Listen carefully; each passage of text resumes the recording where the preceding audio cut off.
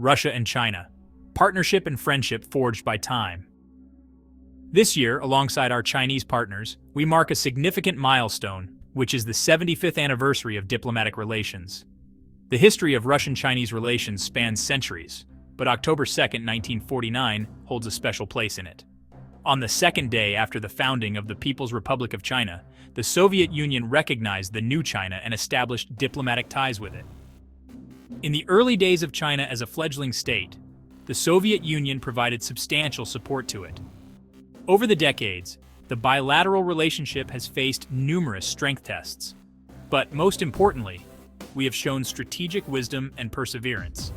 We succeeded in building an exemplary model of relations between neighboring great powers, rooted in neighborliness, friendship, and cooperation.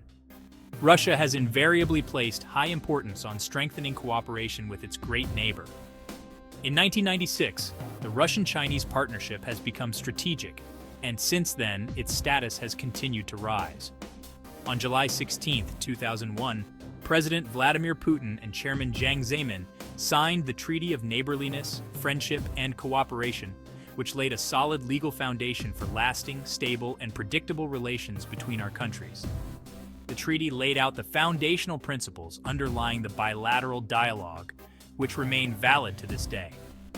They include equality and mutual trust, respect for territorial integrity and rejection of territorial claims, recognition of each other's interests, ideology-free relations, respect for the sovereign right of each country to choose its own social system and the development path, non-interference in internal affairs, mutual support on key issues of sovereignty, security, and development, pursuit of mutual benefit, and willingness to engage in comprehensive cooperation. Our friendly and neighborly relations are not a formal alliance, yet their effectiveness surpasses the confrontation-based military-political alliances. In 2005, agreements that resolved the border issue for good came into force and transformed our shared border into a belt of perpetual peace and friendship. Today, Russian-Chinese cooperation has evolved to become a comprehensive partnership and strategic interaction on the cusp of a new era. According to our leaders, bilateral relations have soared to an unprecedentedly high level and never stopped to be enriched with new content. We firmly believe that Russia needs a prosperous and stable China, just as China needs a strong and successful Russia. In this day and age, as the world is undergoing truly tectonic shifts caused by the emerging multipolar international order, the Russian-China strategic partnership serves as a balancing force in international politics and contributes directly to the economic growth and well-being of the people of both countries. Close and trust-based contacts between our leaders are the driving force behind Russian-Chinese relations. President Vladimir Putin and Chairman Xi Jinping have held over 40 bilateral meetings. In recognition of his outstanding contribution to strengthening neighborly relations, Xi Jinping was presented with Russia's highest state award, the Order of St. Andrew the Apostle, in Moscow in 2017. In 2018, in Beijing, Xi Jinping presented President Putin with the People's Republic of China's first-ever Order of Friendship. Key historical milestones include the bilateral summits in March 2023 in Moscow and in May 2024 in Beijing. Both visits were state-level visits and marked the first foreign trips by Vladimir Putin and Xi Jinping after being re-elected to the top offices, which fact clearly demonstrates the special nature of our relationship and the growing importance of the Russia-China partnership in global affairs. The high-level dialogue is further complemented by the effective functioning of a ramified set of the country-to-country cooperation mechanisms, including regular meetings between the heads of governments and parliaments, inter-party exchanges, collaboration between the Russian Presidential Executive Office and the General Office of the Communist Party of China, as well as consultations between high-ranking officials overseeing security and law enforcement agencies. The high level of mutual trust allows us to vigorously expand military and military technical cooperation, conduct joint military exercises, organize air and naval patrols, and maintain friendly interactions along our shared border. These efforts strengthen the security of both countries and contribute to international and regional stability, particularly in Greater Eurasia. Importantly, everything that we do is completely transparent and is carried out in full accordance with international law and is not directed against any third party. It is gratifying to note that despite various restrictive measures imposed by the United States and its allies, the economies of Russia and China continue to grow dynamically. Our countries' economic structures are highly complementary. For many years now, China has been our primary trading partner, and last year, Russia was #1 in terms of trade growth with China.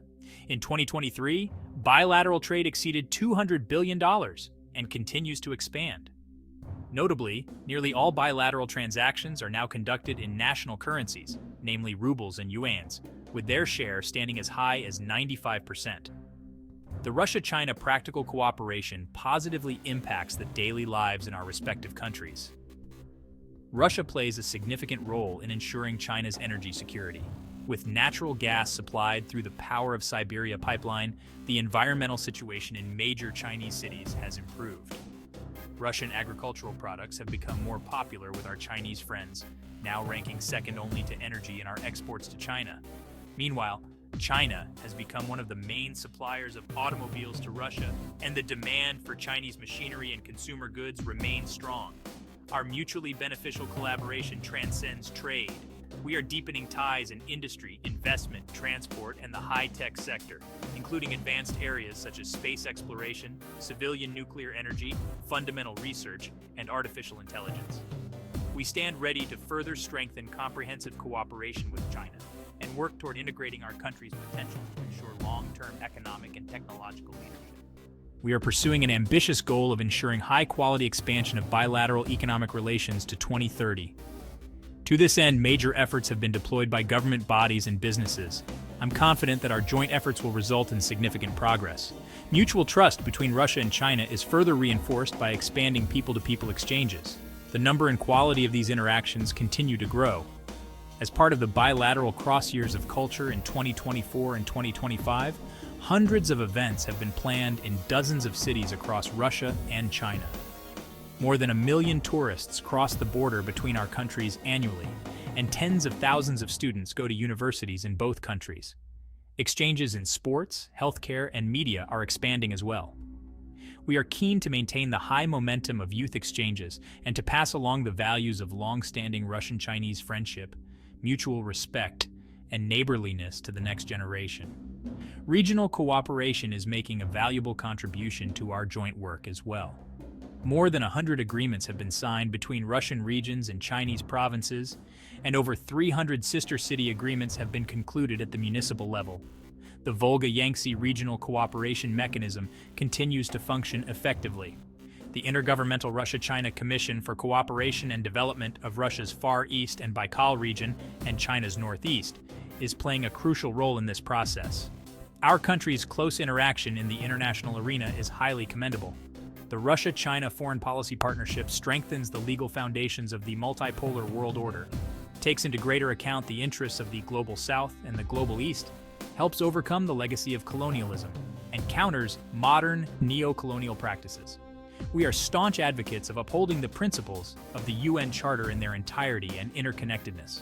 We strongly oppose the flawed practice of addressing issues through threats, blackmail, or force. These methods are widely used by the collective West. This shared stance underpins our productive cooperation on multilateral platforms, such as the UN, the SCO, APEC, the G20, and BRICS. We are grateful to China for its strong support of Russia's BRICS chairmanship. Beijing shares our perspectives on the future of the organization, which has become a pillar of the multipolar world order. In return, we are ready to fully support our Chinese partners during their current SCO chairmanship. We maintain close coordination on critical regional issues, including the situation on the Korean Peninsula and the South China Sea and the East China Sea, as well as the developments in the Middle East and Africa.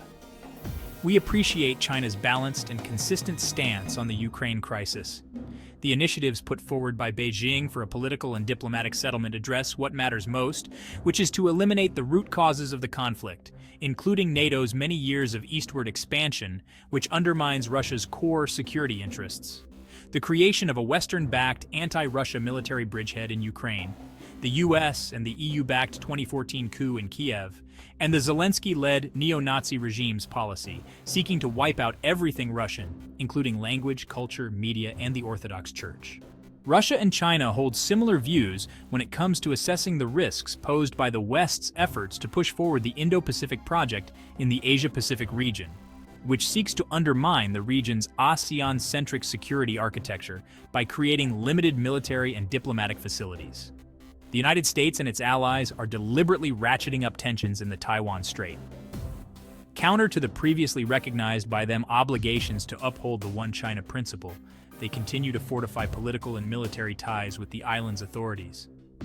Russia's stance on Taiwan in support of China's territorial integrity remains unchanged and has been publicly stated at various levels, including the top political level, and is laid out in key joint declarations, including the joint statement made following the Russian president's state visit to China in May. The global political and economic focus is irreversibly shifting to Eurasia, which is home to new centers of power which draft and make global decisions. Promising multilateral processes are unfolding across the vast Eurasian space, and Moscow and Beijing are working effectively to integrate large-scale projects, such as the Eurasian Economic Union and China's Belt and Road Initiative. We consider this collaborative effort a significant step towards realizing President Putin's vision for creating a greater Eurasian partnership, which is a broad-based integration network open to all nations and alliances on our continent. Clearly, peaceful development and prosperity across Eurasia are unlikely to ever materialize without providing reliable security to the countries of the region. Since the security system in Europe and the Euro-Atlantic region has been fully discredited by United States and other NATO countries, we suggest deploying serious collaborative efforts to build new Eurasian security architecture based on the regional solutions to regional problems principle, anchored in equality and indivisibility, and grounded in the existing multilateral associations within Eurasia. We are pleased to note that President Xi Jinping's Global Security Initiative aligns with Russia's approaches in this regard. I would like to close by emphasizing that Russia-China relations have a long and glorious history. They preserve the memory of the support accorded by Moscow during the early days of the Communist Party of China, assistance during the Chinese people's revolutionary struggle for freedom, and the camaraderie shared during World War II. The Soviet Union and China both endured grueling hardships and played pivotal roles in securing great victory over a common enemy. Next year, alongside all sensible nations, we will be marking the 80th anniversary of victory over German Nazism and Japanese militarism. I'm confident that this will become another significant milestone in the long-standing friendship between the Russian and Chinese peoples.